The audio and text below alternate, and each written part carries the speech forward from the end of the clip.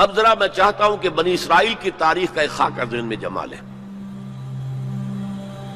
1400 قبل مسیح میں حضرت موسیٰ کو تورات ملی، تو 1400 قبل مسیح سے بنی اسرائیل ایک امت کی حیثیت سے ان کی تاریخ شروع ہوئی۔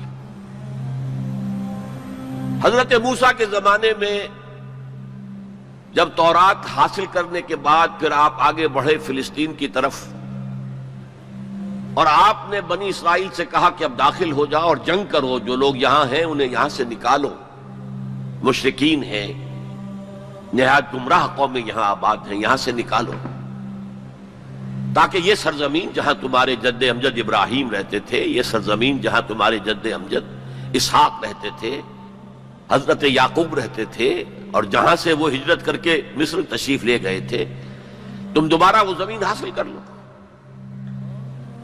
لیکن انہوں نے جنگ سے صاف انکار کر دیا۔ فَاذْهَبْ أَنْتَ وَرَبُّكَ فَقَاتِلَا إِنَّا هَاهُنَا قَاعِدُونَ، اے موسیٰ جاؤ، تم جاؤ، تمہارا رب جائے، تم جا کے جنگ کرو، وہ تو بڑے قوی الجثہ لوگ ہیں، بڑے خوخار لوگ ہیں، ہم ان سے جنگ کرنے کی پوزیشن میں نہیں ہیں، ہم تو یہاں بیٹھے ہیں۔ حضرت موسیٰ پر اس قدر شدید بیزاری طاری ہوئی، آپ نے اللہ کی جناب میں دعا کی، رب انی لا املک الا نفسی و اخی، پروردگار مجھے تو اختیار ہے تو اپنی جان پر اور اپنے بھائی ہارون کی جان پر۔ اور یہ پوری قوم انکار کیے بیٹھی ہے۔ 6 لاکھ میں سے صرف 2 افراد نکلے تھے، یوشع ابن نون جو بعد میں جانشین ہوئے حضرت موسیٰ کے اور نبی تھے، جوشوا کہتے ہیں بائبل میں انہیں، اور کالب بن یفنہ، یہ دو رسول، 2 ان کے یہ امتی، 4 آدمی، ظاہر بات ہے کہ وہ کیسے جنگ کرتے۔ تو حضرت موسیٰ کی دعا تھی کہ رب انی لا املک نفسی الا نفسی واخی فافرق بیننا و بین القوم الفاسقین، تو اے اللہ اب ہمارے اور ان فاسقوں کے درمیان علیحدگی کر دے، میں اب ان کے ساتھ نہیں رہنا چاہتا، ان ناہنجاروں کے ساتھ نہیں رہنا چاہتا۔ اللہ نے فرمایا نہیں موسیٰ، رہنا تو ہوگا تمہیں انہی کے ساتھ، البتہ انہیں ہم یہ سزا دے رہے ہیں کہ 40 برس تک یہ ارض مقدس اب ان پر حرام ہو گئی، اسی صحرائے سینا میں بھٹکتے پھریں گے، یتیہون فی الارض، اسی سے اس سینا کے صحرا کو صحرائے تیہ کہا جاتا ہے، یتیہون فی الارض۔ اسی 40 سال کے دوران میں حضرت موسیٰ کا انتقال ہو گیا، حضرت ہارون کا انتقال ہو گیا، بلکہ یوں سمجھیے کہ تقریباً پوری نسل جو مصر سے نکل کر آئی تھی وہ فوت ہو گئی۔ اب ایک نئی نسل پیدا ہوئی صحرا میں، جو غلامی کا داغ اٹھائے ہوئے نہیں تھی، صحرا کی وسعتوں میں پیدا ہوئے، جیسے کہ اقبال کہتا ہے، فطرت کے مقاصد کی کرتا ہے نگہبانی، یا بندہ صحرائی یا مرد کوہستانی۔ شہری لوگوں کے اندر تو طرح طرح کی کمزوریاں آ جاتی ہیں، اخلاقی اعتبار سے بھی، بڑے بڑے شہر ان کے اندر جو بھی خرابیاں آتی ہیں وہ سب کو معلوم ہے۔ تو فطرت کے مقاصد کی کرتا ہے نگہبانی، یا بندہ صحرائی یا مرد کوہستانی۔ تو صحرا میں جو نسل پیدا ہوئی اب 40 سالوں میں اور وہ جوان ہو گئی، اس نے پھر جوشوا یعنی حضرت یوشع ابن نون کی سرکردگی میں جہاد کیا، قتال کیا، جیریکو، اریحا اس کا نام تھا، آج کل آپ پڑھتے ہوں گے اخبارات میں، تو اسرائیل میں اور جو فلسطین کے شہروں میں جیریکو ایک مشہور شہر ہے، سب سے پہلے وہ فتح کیا، اس کے بعد پورا فلسطین فتح کر لیا۔ غلطی یہ کی کہ کوئی ایک مرکزی حکومت قائم نہیں کی، 12 قبیلوں نے 12 چھوٹی چھوٹی ریاستیں بنا لی۔ اب 12 ریاستیں ہوں گی تو آپس میں کھٹ پٹ بھی ہوگی، اختلافات بھی ہوں گے، جیسے ہمارے دور زوال میں ہندوستان میں جب مغلیہ سلطنت کا جو کنٹرول تھا وہ ڈھیلا پڑ گیا، تو اب ہر جگہ پر راجے ہیں، مہاراجے ہیں، نواب ہیں، لوکل لوگ کھڑے ہو گئے، اور ان پر کوئی کنٹرول اب مرکز کا نہیں رہا۔ پھر وہ آپس میں لڑتے بھی تھے، اور جو قریب کے مشرک قبائل تھے ان سے ایک دوسرے کے خلاف مدد بھی لیتے تھے، ان سے شادیاں بھی کی، ان سے خلا ملا بھی رکھا، مشرکانہ اوہام بھی پیدا ہو گئے، غلط رسومات بھی انہوں نے اپنے ان مشرک ہمسایوں سے سیکھ لی۔ تو پھر ان پر ایک سزا مسلط ہوئی اور جو آس پاس کے مشرک قبائل تھے انہوں نے انہیں فتح کر کے انہیں اپنے گھروں سے نکال دیا۔ 300 برس اس کیفیت میں گزرے ہیں۔ اس کے بعد جب ان کا حال یہ ہو گیا کہ اپنے گھروں سے نکال دیے گئے، ان کے بیٹوں کو روک لیا گیا غلام بنانے کے لیے، تو پھر انہوں نے وقت کے نبی سے کہا کہ ہمارے لیے ایک بادشاہ آپ معین کر دیں، سپہ سالار معین کر دیں کہ ہم اس کی قیادت میں قتال کریں۔ وہ واقعہ قرآن مجید میں سورہ بقرہ میں تفصیل سے ہے، میں اس کی تفصیل میں نہیں جانا چاہتا۔ بہرحال اس کے نتیجے میں حضرت طالوت، پھر حضرت داؤد، پھر حضرت سلیمان، یہ 100 برس ہیں جن میں کو کہنا چاہیے کہ ان کا پہلا سنہری دور، جسے میں کہہ رہا ہوں ان کی خلافت راشدہ، یعنی فرق نوٹ کیجئے، ہماری خلافت راشدہ دور نبوت سے متصل ہے، کوئی فصل نہیں ہے اس کے مابین، لیکن ان کی خلافت راشدہ میں 300 برس کا فصل ہے۔ دور نبوت حضرت موسیٰ علیہ السلام کا 300 سے بھی تقریباً 350 برس، وہ بھی شمار کر لیجئے، جو صحرائے تیہ میں بھٹکتے ہوئے گزرے۔ بہرحال یہ 100 سال ان کے بڑے شاندار تھے، حضرت داؤد کی حکومت، اور حضرت سلیمان کی حکومت تو اس اعتبار سے پوری انسانی تاریخ میں یونیک ہے کہ ہوا پر بھی انہیں کنٹرول دے دیا گیا، جنات ان کے تسلط میں آ گئے، اور پرندوں اور جانوروں کی بولیاں بھی ان کو سکھا دی گئیں۔ اس قسم کی حکومت تو اللہ نے کسی اور کو کبھی دی ہی نہیں، لیکن پھر اب ان کا دور زوال شروع ہوا۔ حضرت سلیمان کے 2 بیٹوں کے درمیان سلطنت تقسیم ہو گئی، شمالی اسرائیل چھوٹی تھی اور بڑی یہودا، 2 حصوں میں تقسیم ہو گئی، اور ان میں سوال آیا اخلاقی، مذہبی، اعتقادی، عملی، دنیا پرستی، دولت پرستی، مشرکانہ اوہام، غلط رسوم۔ اس کے نتیجے میں پھر اللہ کے عذاب کا پہلا کوڑا جو ہے، بڑا کوڑا، وہ پڑا، اور وہ 2 حصوں میں آیا، نوٹ کر لیجئے۔ پہلے اشوریوں نے، سیریا کے رہنے والے اشوریوں نے حملہ کیا اور شمالی سلطنت اسرائیل کو تہس نہس کر دیا، ختم کر دیا۔ یہ ہوا ہے تقریباً 700 قبل مسیح۔ خلافت راشدہ ان کی ہے 1000 قبل مسیح سے لے کے 900 قبل مسیح تک، تو گویا کہ اس کے 200 برس کے بعد سلطنت اسرائیل ختم۔ سلطنت یہودا رہی، لیکن اس میں بھی وہ زوال جاری رہا، تو تقریباً 125 سال کے بعد پھر نیبوکڈنیزر کا جو حملہ آیا ہے، king of Babylonia, the Chaldean emperor, یہ علاقہ کلدانیہ کہلاتا ہے، اور یہی تو حضرت ابراہیم کا مولد ہے، جہاں ان کی ولادت ہوئی ہے، شہر ار، وہ اسی عراق میں ہے۔ عراق کا پرانا نام جو ہے وہ بیبیلونیا ہے، بابل۔ نیبوکڈنیزر نے جو حملہ کیا ہے، 6 لاکھ یہودی اپنی جگہ پر قتل کیے، اور 6 لاکھ کو قیدی بنا کر لے گیا، بھیڑوں بکریوں کی طرح، جیسے ریوڑ ہانک کے لے جائے جاتے ہیں، لے جائے گئے۔ 6 لاکھ بیبیلونیا لے گیا، وہاں انہیں قید کے اندر رکھا۔ یہ ان کا پہلا بہت ہی بڑا جو ہے اللہ کے عذاب کا دور تھا۔ اس میں اس نے یروشلم کی اینٹ سے اینٹ بجا دی، کوئی ایک انسان وہاں زندہ باقی نہیں رہنے دیا، اور حضرت سلیمان کی بنائی ہوئی مسجد کو اس نے مسمار کر دیا، اور اس میں 2 اینٹیں بھی سلامت نہیں رہی۔ قرآن میں جو سورہ بقرہ میں ذکر ہے، او کالذی مر علی قریۃ وہی خاویۃ علی عروشها، یہ واقعہ حضرت عزیر علیہ السلام کا۔ وہ جب آئے، انہوں نے دیکھا یہ یروشلم کا یہ حال ہو گیا ہے، تو انہوں نے وہ الفاظ کہے، انا یحیی ھذہ اللہ بعد موتھا، یہ شہر جو اس طرح مر گیا، ختم ہو گیا، ایک متنفس زندہ نہیں، 2 اینٹیں سلامت نہیں، اللہ کیسے اس شہر کو دوبارہ آباد کرے گا؟ تو اللہ نے فاماتہ اللہ 100 عام، 100 سال کے لیے موت طاری کر دی۔ وہ واقعہ آپ نے پڑھا ہوگا، میں اس میں اب تفصیل میں نہیں جا سکتا۔ بہرحال اس کے 100 برس کے بعد تقریباً اب تاریخ نے ایک اور کروٹ لی۔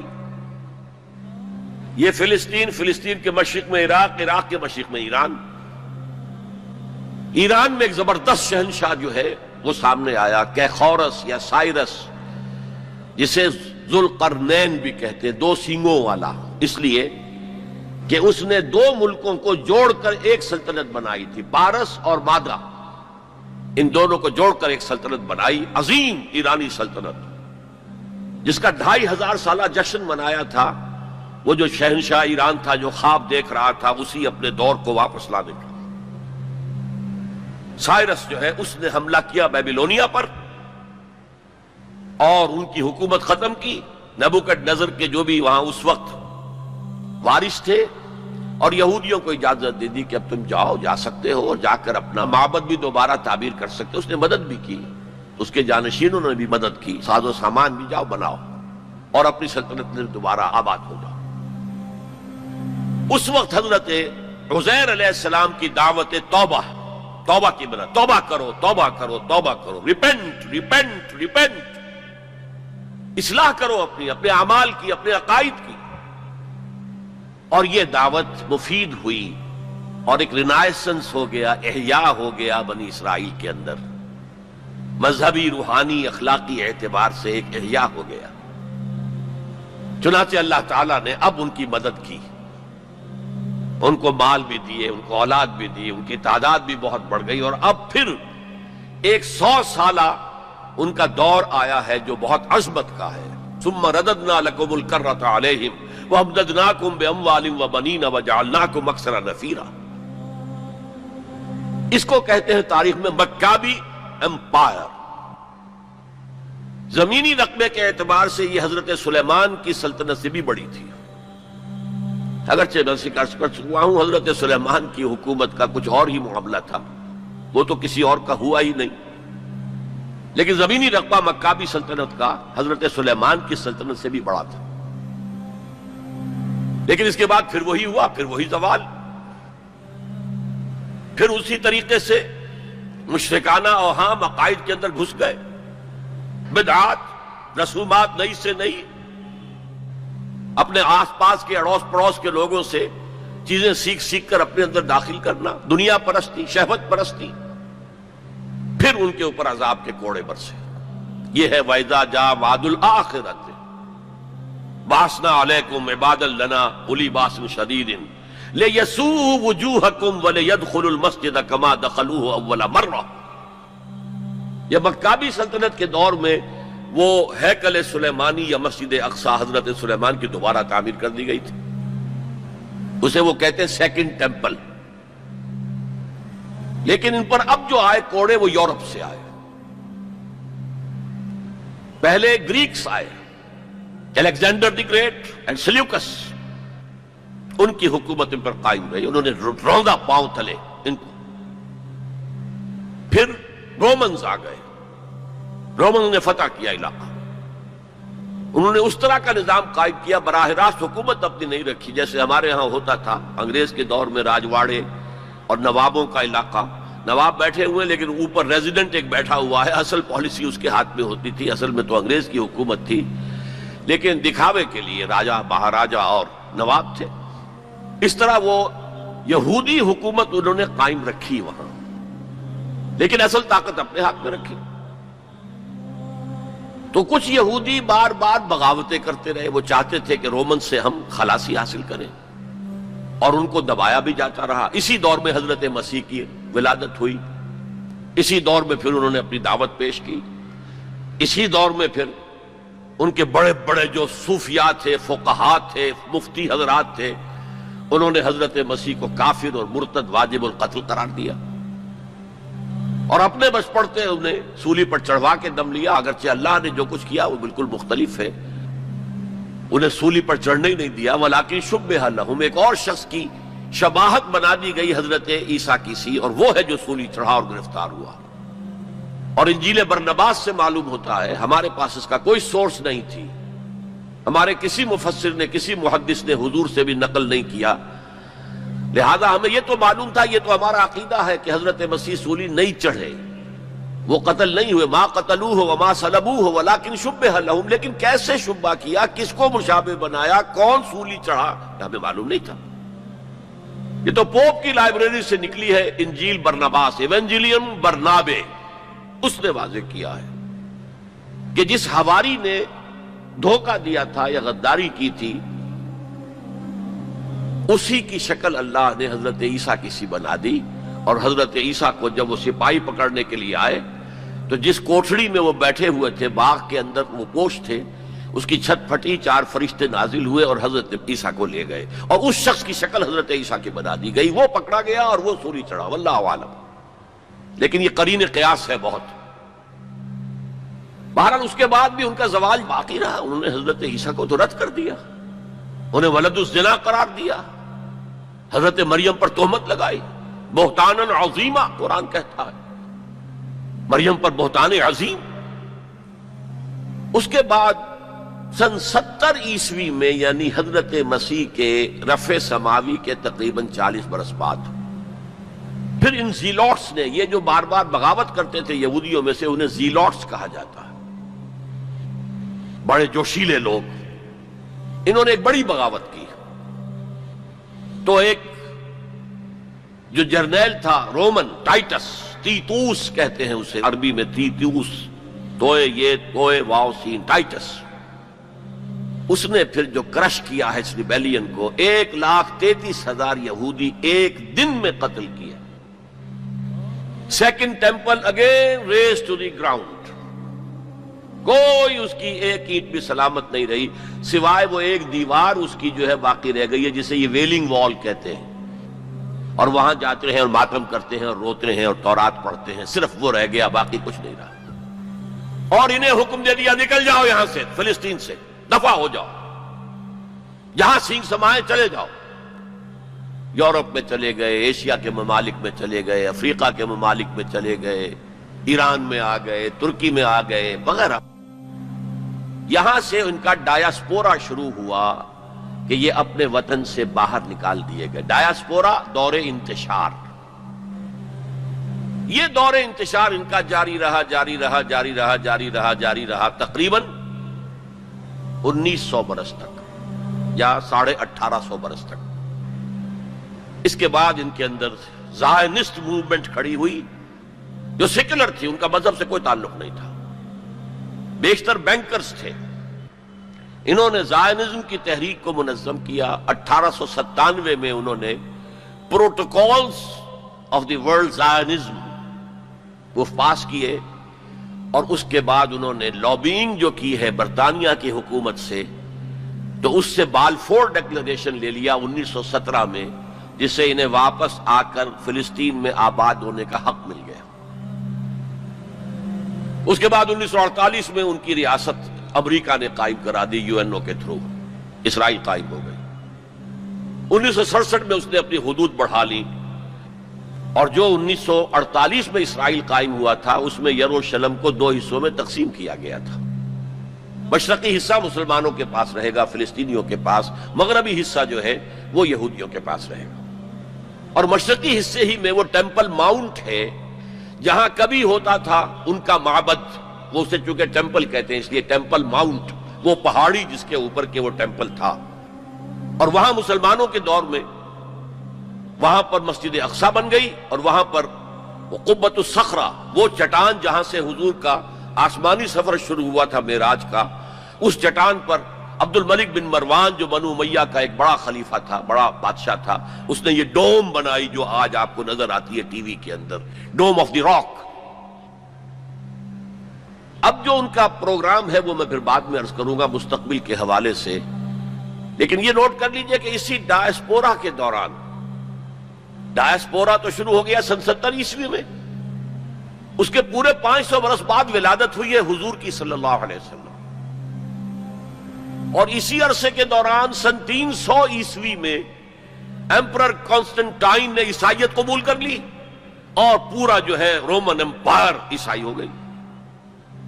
تو حضور کے زمانے میں یروشلم پر قبضہ تھا عیسائیوں کا، ہیرکلیس، ہرقل اس کی حکومت تھی. اور حضرت عمر کے زمانے میں جب فتح ہوا ہے یروشلم تو عیسائیوں نے ہینڈ اوور کیا ہے. وہ بھی ایک لمبی کہانی ہے، کیوں کیا ہے، کیسے کیا ہے، اس وقت میں اس میں نہیں جانا چاہتا. بہرحال یہ خاکہ ذہن میں جمائیے دین کی بات پھیلانا صدقہ جاریہ ہے، ثواب کی نیت سے ویڈیو کو شیئر ضرور کیجیے۔ جزاک اللہ۔